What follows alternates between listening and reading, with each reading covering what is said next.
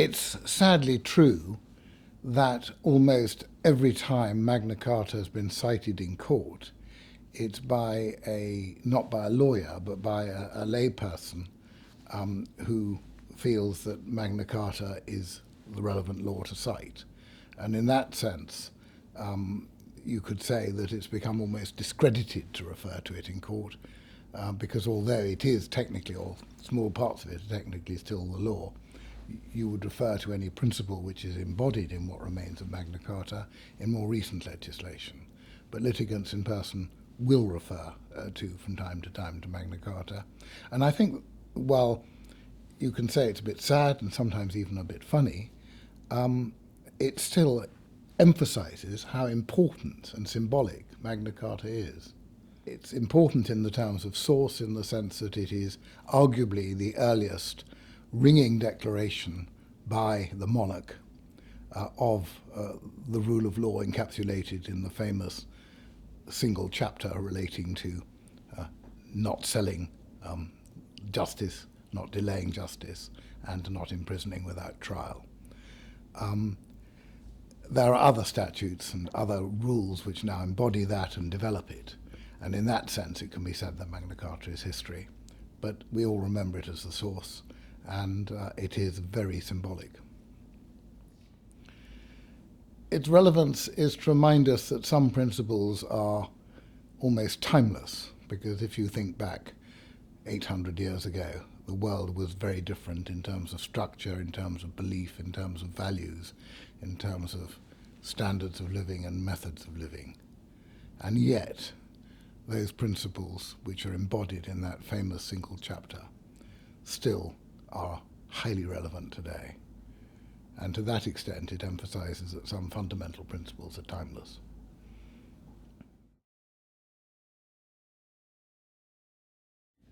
Well, I think in national terms, one of the problems that this country has, and it's a problem born of success in a way, is that for 350 years or more, we've had no revolution, we've had no tyranny, we've had no invasion. We've had a relatively gradual, benign process from from a monarchy. We've had a relatively benign process from a fairly powerful monarchy to a constitutional parliamentary democracy. And while we haven't always been leader of the pack, we have, in terms of the way we've done it very peaceably. And I think as a result, we have a proud history of which most countries are very jealous and impressed by. But I think we have tended to become a bit complacent and take things for granted. And I think Magna Carta may be a good opportunity to remind people that, to use a well-known expression but nonetheless accurate expression, the price of liberty is eternal vigilance. Unless we really appreciate democracy and the rule of law, we are in danger of losing it. And the 800th anniversary of Magna Carta is a great opportunity to remind people about how precious these things are, the rule of law, democracy, and that once you've lost them, they're very difficult to get them back. I think in the wider sense, it's quite an opportunity, looking outside, to emphasize that this country was the country where Magna Carta was sealed, where those principles were enshrined, the principles it embodies were enshrined, and to tell the rest of the world this is, in a way, the home and originator of the rule of law. And in that sense, there's an element of helping place this country both in terms of its international standing and in terms of its centre as a world centre of courts, the rule of law, dispute resolution, and actually helping the economy as well as our status.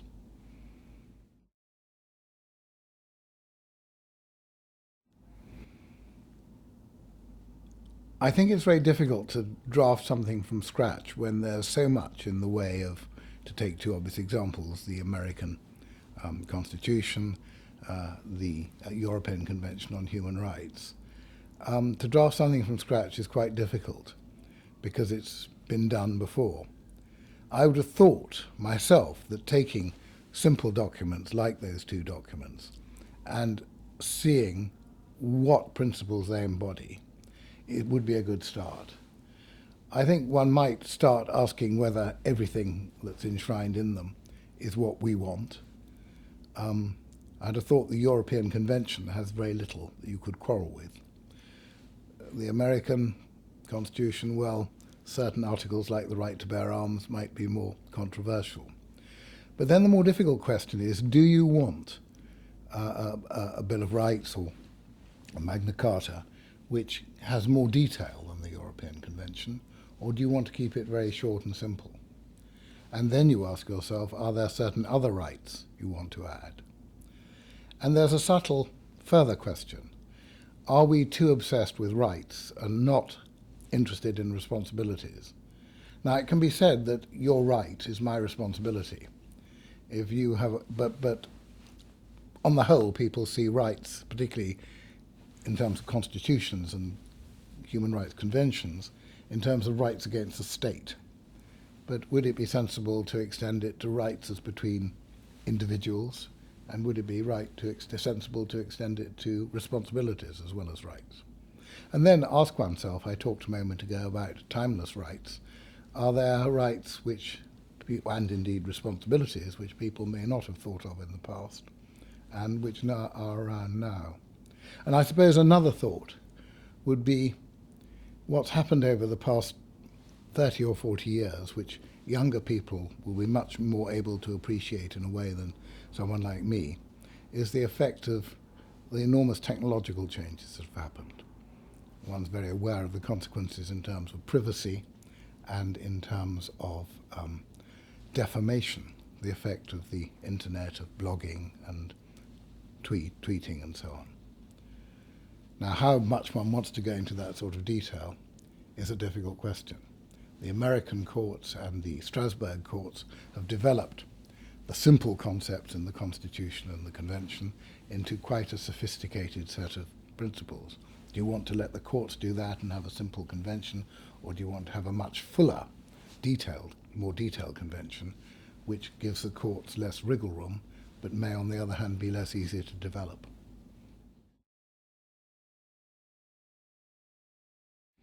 I think there is a hierarchy of rights. I mean, you can measure it by the fact that some rights, although you can argue about it, some rights are either absolute or close to absolute, like the right to life and the right not to be tortured. Other rights, like the right to privacy, are bound to be qualified, or the right to free speech. And in that sense, you can say that there is a hierarchy. I think the hierarchy, whether it's a useful thing to argue about the hierarchy, I don't know. I think you can say certain rights you're going to say are absolute. I know there are arguments that some people put forward as very exceptional circumstances in which some torture may be allowed. There are arguments about what constitutes torture, how bad does it have to be. But a simple principle that you can't torture anybody seems hard to argue with. Simple principle, there's a right to life, is hard to argue with. But once you start analysing those things, even they become slightly blurred at the edges. If somebody is dangerously running amok with a gun, for a police marksman to shoot them dead, most people would say would be justified. So is there even an absolute right to life?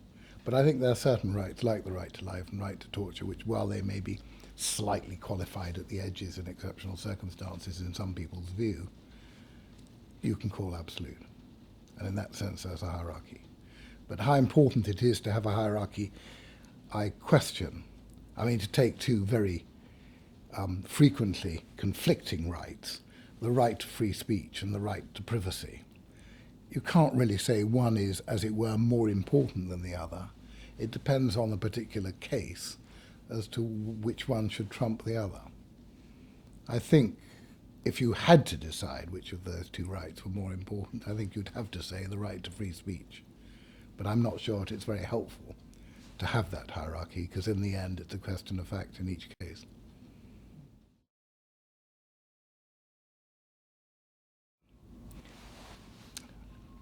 I think there are very few rights which can be said to be universal in time and place. At the moment, most people who are in tune with human rights, if I can use that slightly vague expression, would say that capital punishment is wrong. 500 years ago, there would have been very, very few people who would have said capital punishment is wrong. And yet we're talking about an aspect of the right to life, which a moment ago we were saying was one of the absolute rights. So in that sense, I think it's slightly difficult to talk about rights as universal. I'm not an anthropologist, but I'm sure there are quite a few societies which don't really recognize privacy very much. It's increasingly important over the past 100 years to many people in most European and American countries. I suspect that you can argue that, viewed, as I say, across the globe and across the centuries, there are very few rights which are simply universal in time and place. But in the end, you're legislating in the same way as a judge, I'm deciding, points for early 21st century Britain. And you have to do what's right now, but you have to appreciate that when you translate them to other countries, when you look forward 100 years, you probably will have to tweak them a bit. But the fundamental principle that you've got a right to life, I very much doubt anyone would quarrel with.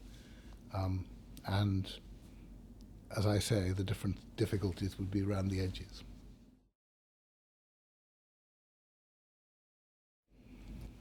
It's always easier to talk about the past and the present than it is to talk about the future. I would suspect, and I'm probably making the mistake that most people predicting the future do, which is basing my experience on the past, but what else have you got to go on, that there will be continuing problems about balancing privacy against free speech. It may be that I'm infected by the fact that this is a frequently occurring issue in the courts and indeed in public discourse. But it is an obvious problem, and with increased ability to intrude into privacy, increased ability to comment on things on the internet and possibly not being traced, I think it is an increasing problem that will possibly change our views or force us to change our views or aspects of our views on the interrelationship of privacy and freedom of speech. And we may end up, even in 20 years' time, in a very different place from where we are now. Against that, we may be very much where we are now.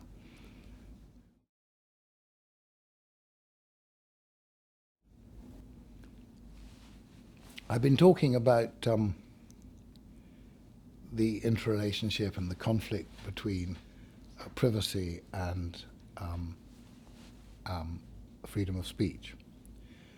One case I had, which was a little twist on this, or a little subtlety on it, was a newspaper discovered that a footballer had been having an affair with a woman. I don't remember the precise details. It was agreed that the newspaper could report the fact that the footballer had got an injunction to stop the story getting out.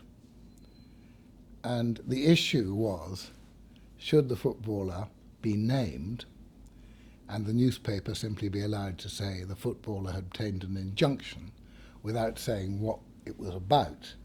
Or should the newspaper be entitled to say that a footballer who wasn't named and obtained an injunction restraining the newspaper from publishing the fact he'd had an affair with a woman? The newspaper, of course, wanted to report the name of the footballer because names and celebrities are what people are interested in. The footballer wanted merely the fact that a footballer, unnamed, had had an affair should be reported. And I think we rather took the view that if a newspaper reported the fact that a footballer had obtained an injunction for an unknown purpose, as it were, against a newspaper, and the footballer was named, everybody would have a very clear idea of what the injunction would have been in respect of. So we decided that the newspaper could report the fact that the footballer unnamed and obtained an injunction. It was quite interesting after that hearing, going onto the internet, because on the internet, inevitably, there were various bloggers, and indeed there were various tweeters, discussing who the footballer was. And lots of people identified him with great confidence. But unfortunately, 11 different footballers were identified with great confidence. But I have to say that the footballer who it was one of the 11. So that was a little sort of sideline story. But we often do get problems involving the conflict between privacy and the right of free speech. And of course, newspapers have to be given the right to report, the right to investigate, and we have to make sure the law is not too restrictive of what they do, and holding the balance between that and individuals not being oppressed and not being unfairly, having their privacy unfairly intruded on, is a very difficult balancing exercise. Another politically sensitive in a somewhat different way issue is to do with immigration and asylum, which is also to do with human rights. And that too, I suppose, is an issue which one frequently comes up against. Can you send back to a country where he will be tortured or worse a person who is in this country but is a danger to this country? And it's not very palatable for the public, for politicians and for the police to be told that such people can't be sent back. The view the other way, that some people think is right and other people think is a bit too romantic, is that a free and fair society does not send people back, however bad and horrible they are, does not send those people back to countries where they will be tortured or may be tortured.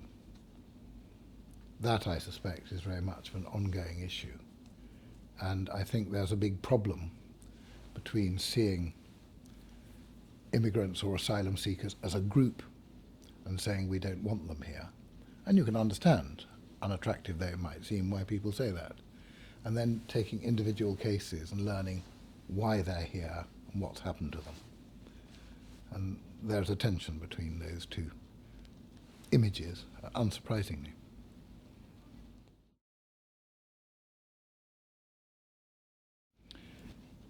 As a matter of principle, in the parliamentary democracy, particularly a parliamentary democracy which, rather curiously compared with most countries, does not have a constitution, the ultimate decision maker is Parliament.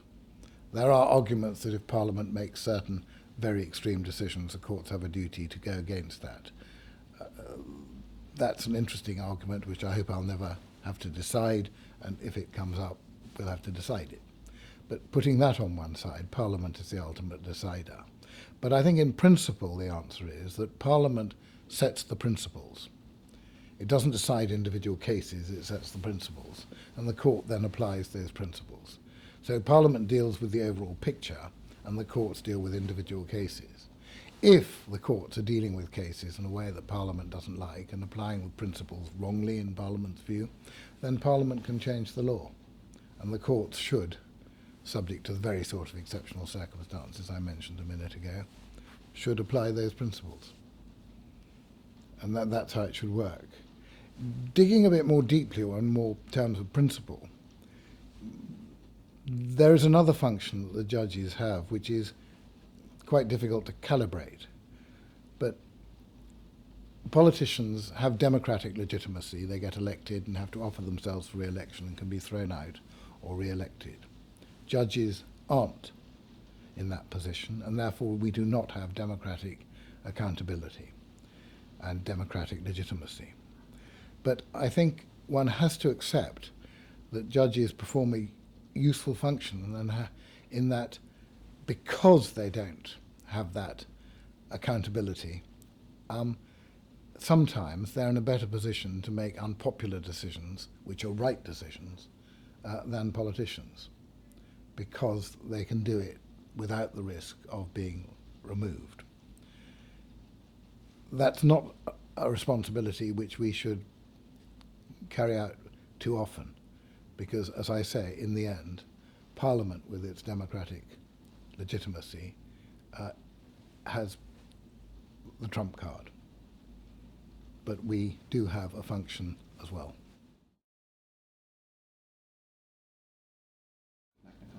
Absolutely vital. As I've said, the danger in this country is that we're a mature democracy. We have had a very benign history. And that's very good in lots of ways, obviously. It means it's a good country to live in and a country we can be proud of. But the downside is that we take all these very hard-fought rights, very valuable rights, very hard to regain rights when they are lost. We take them for granted.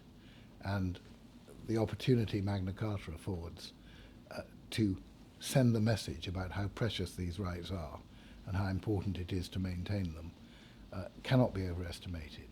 And to send that message through the sorts of means you've described is a terrific thing to do, and one which I would very, very strongly support and wish you all the luck with. All the best of luck with, and I would wish you all the best of luck with.